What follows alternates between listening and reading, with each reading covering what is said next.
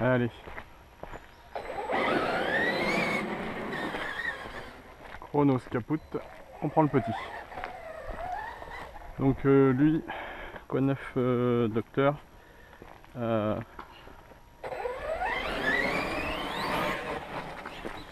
trouve un peu que ça manquait de punch en l'air.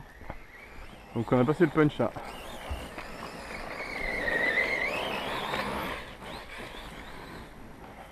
J'ai passé le punch à 4, donc c'est un Max 10 RTR, donc réglage 5 positions, il était sur 3. Et j'ai passé un pignon. Oh non, un pignon de 11.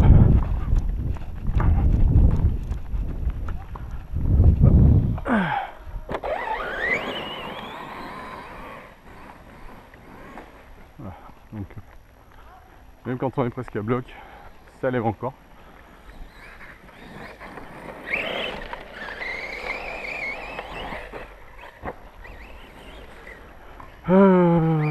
Donc voilà, il y a eu ça comme bricolage. S'il y a d'autres, lui il casse pas pour l'instant. Donc mon support d'aileron. Donc j'avais fait un truc bricolé avec un mini bout de rien du tout de plastique.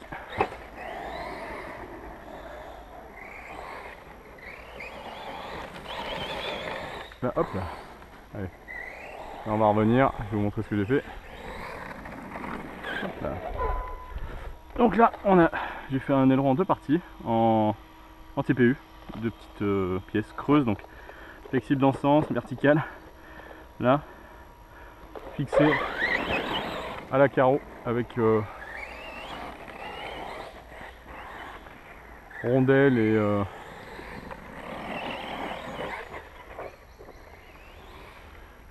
écrou de stop, comme ça c'est sur le TPU. Si vous serrez comme des brutes, ben...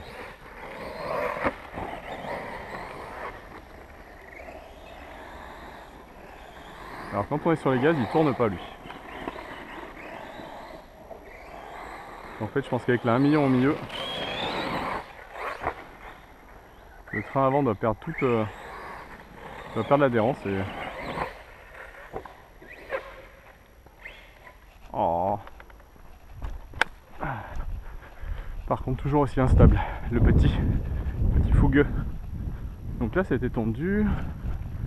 Il y a des bazars qui se promènent. Petit caillou par-ci par-là.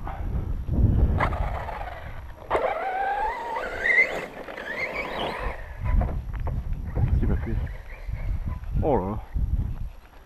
Ah, c'est vraiment à manier avec parcimonie, à faire attention quoi. On dit pour donc peut-être pour un débutant en brochette. Brochette ça va bien, la 4S un peu on va dire bien motorisée. C'est quand même monstrueux.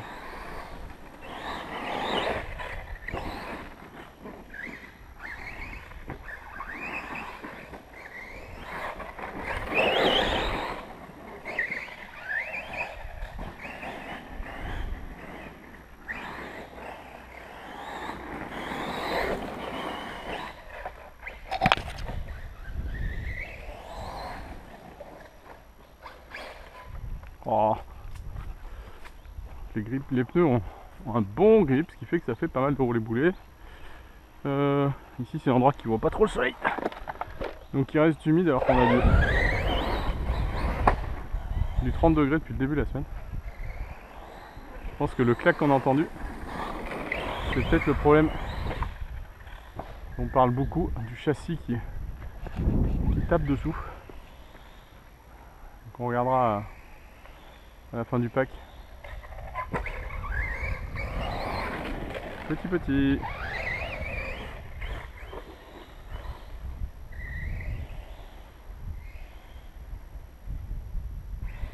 Ah non mais c'est très laid ce que je fais. Très laid. Fallait pas commencer par le chrono.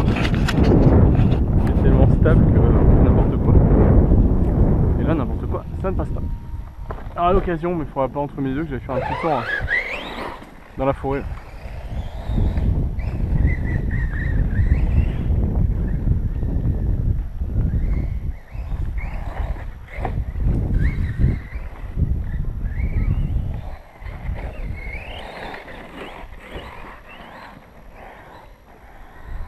fait je pense que c'est la machine avec laquelle on peut le moins mettre plein gaz.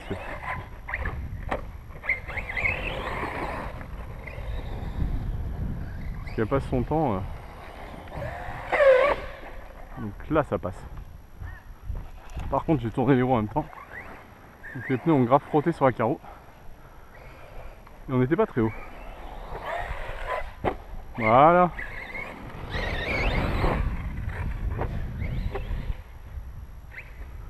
Moi qui m'inquiétais des backflips. Donc là ça passe nickel.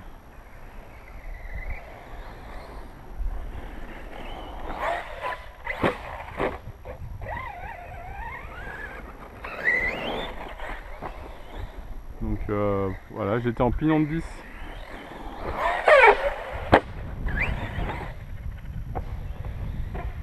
Ah mais il fait n'importe quoi ce Zozio là. J'attends de voir les vidéos de Mani parce que lui il est parti en 3100 pignon de 10, donc quasiment j'ai regardé.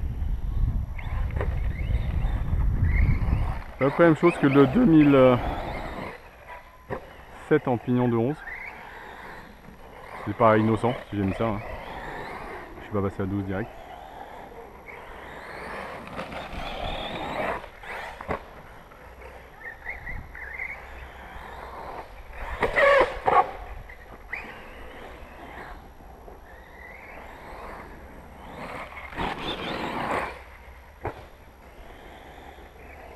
Là, ça fait 10% de plus, mais surtout le punch.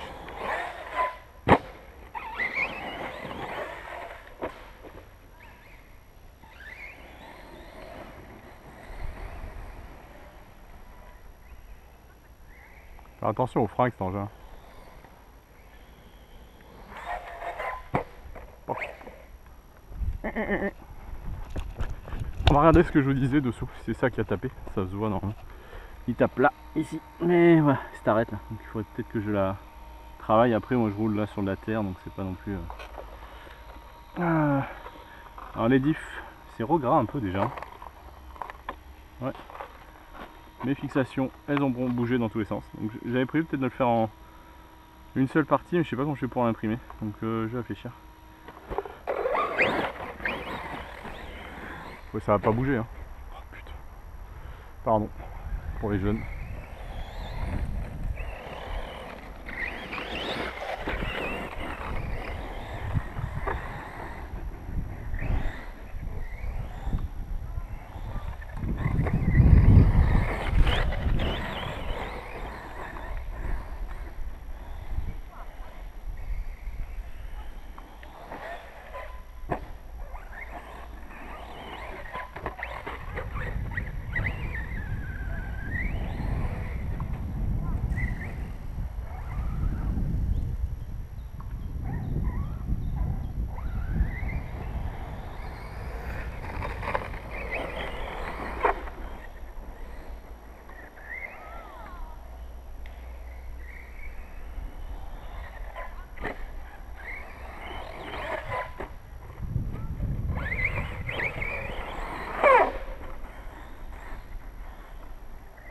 C'est comme ça qu'on peut déchirer les roues.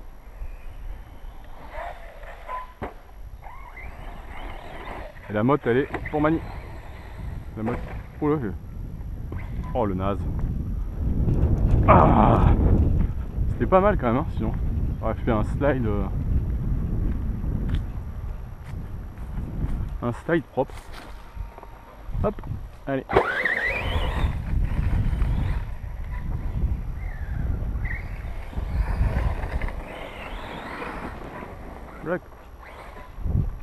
J'en ai marre. Si on accélère et qu'on tourne, ouais, effectivement, il se barre tout droit. Hop.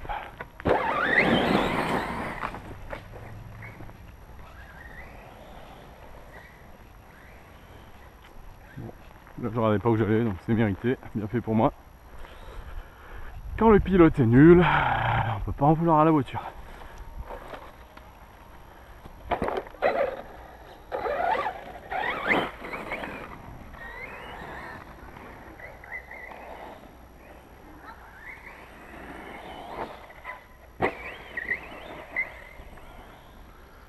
À mon avis, il y a moyen de faire des mini backflips super sympas, juste. Hop. Sans prendre de la hauteur, juste avec le. Et ratterrir dans la pente. Ça doit être faisable.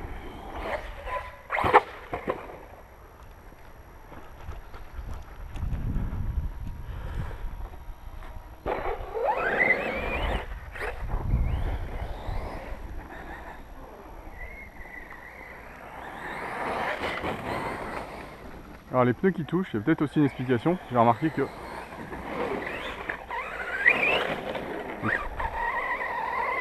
donc là si vous regardez, hop, ouais, c'est vraiment tout près. On voit où ça frotte. J'espère que j'ai pas abîmé les pneus. Même à l'avant. Même à l'avant. Enfin je découpe à l'avant. Je découpe derrière. Oh, j'ai un problème de. Marque plus d'un côté que de l'autre.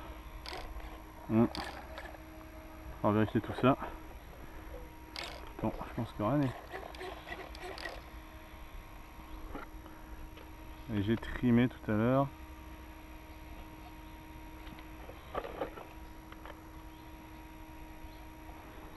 Alors l'aileron il part en cacahuète totale. Alors on va comment là? Ah quand même. Ça par contre c'est truc de fou. Le petit coup de gaz de trop et bam, empattement court.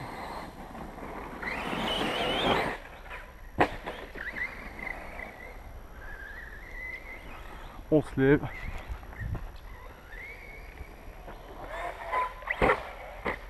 Trop de frein. Et le frein.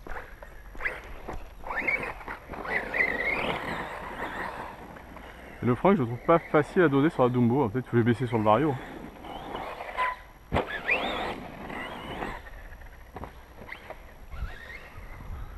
Le front flip au sol.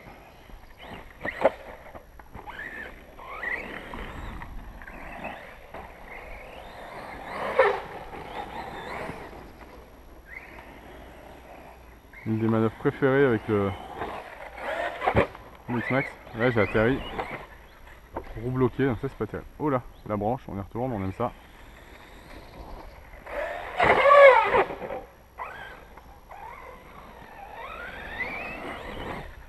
Alors qu'un petit coup de frein aurait suffi là. J'ai voulu absolument le rattraper. Voilà, ça c'est propre, c'est en douceur. C'est pas ce que j'ai l'habitude de faire.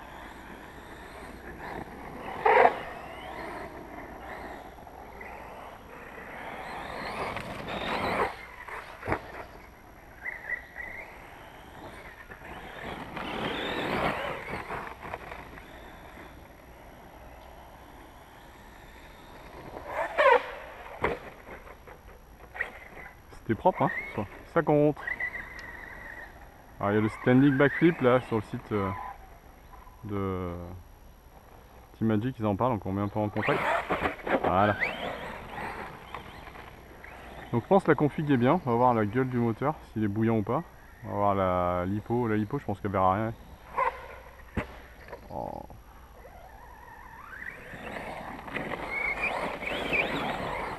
Le nombre de backflips non voulus, c'est impressionnant.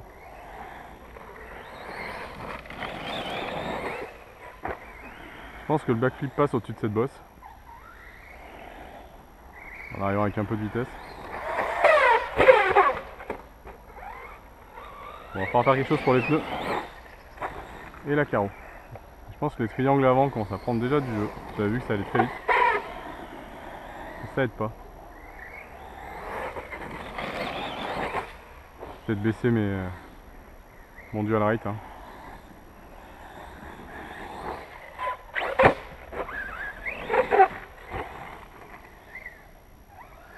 Bon, il y a quelque chose qui est bougé. A priori tout le monde est à sa place. Non. À part moi qui suis en plein cagnard, je crève de chaud. Rien de particulier à signaler. Hop, un petit bout de bois. Je descends un peu à long. C'est là. Ouais. Un petit peu chaud. Donc là, c'est quand même une journée de test, parce que donc lui il est en.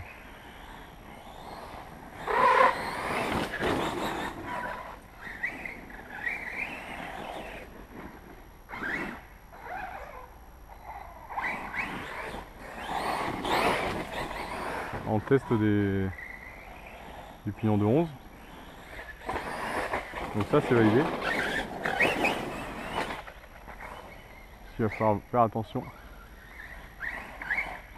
Maintenant, baisser le frein.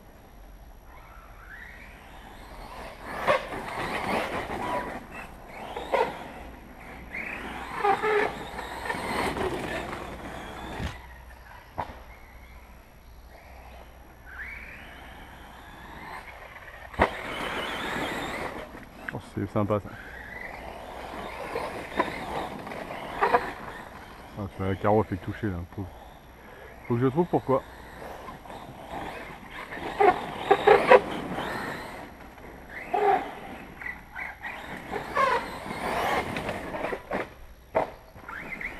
Tourner, freiner parce que je pensais que c'était dans l'arbre.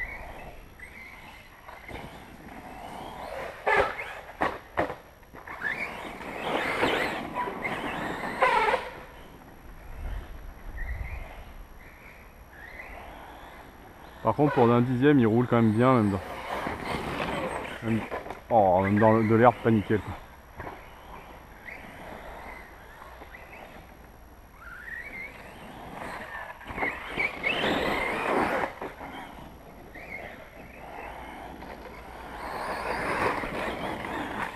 Oh, on apprend à se connaître.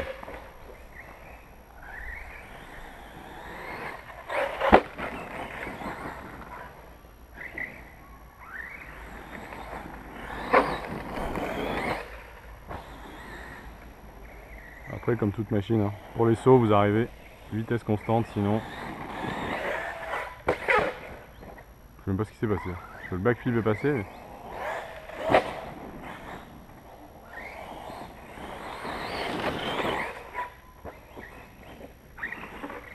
Alors je sais plus qui c'est qui m'a dit qu'il n'arrivait pas à passer les backflips.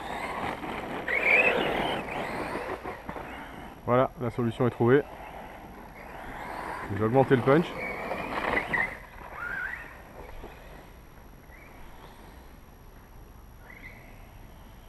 Où je suis.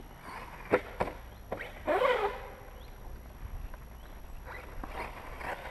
qui est marrant, c'est que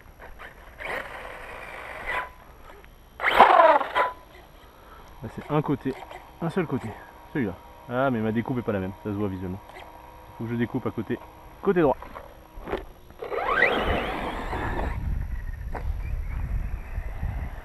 Alors les sauts sont pas énormes par rapport au gros pépère qui va arriver après, mais ramené à sa taille, quand même plutôt pas mal.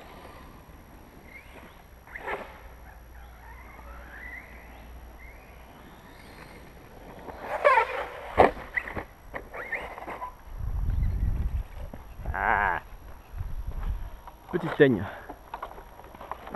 C'est ma petite teigne, on va l'appeler. Franchement, pour l'instant, pas déçu.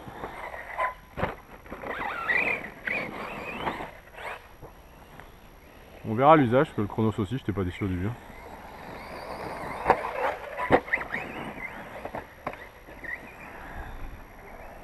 Après, c'est rouler-bouler sur rouler-bouler, c'est... Ouais.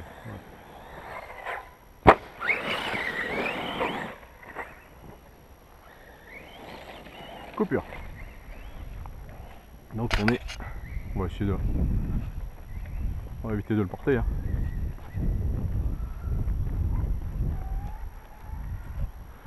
Donc on est à 19 minutes. Donc ouais, même en 4S, quand on allume un peu, ça dure pas tant que ça. Mais bon, 19 minutes, c'est tout à fait correct, je trouve, pour moi. Vu l'heure, j'hésite à sortir le X-Max ou pas, ou à le garder pour demain, mais je pense que je vais le sortir. Demain, je n'aurai pas le temps, j'ai prévu autre chose. Donc voilà, allez, je vous reprends avec le X-Max de suite.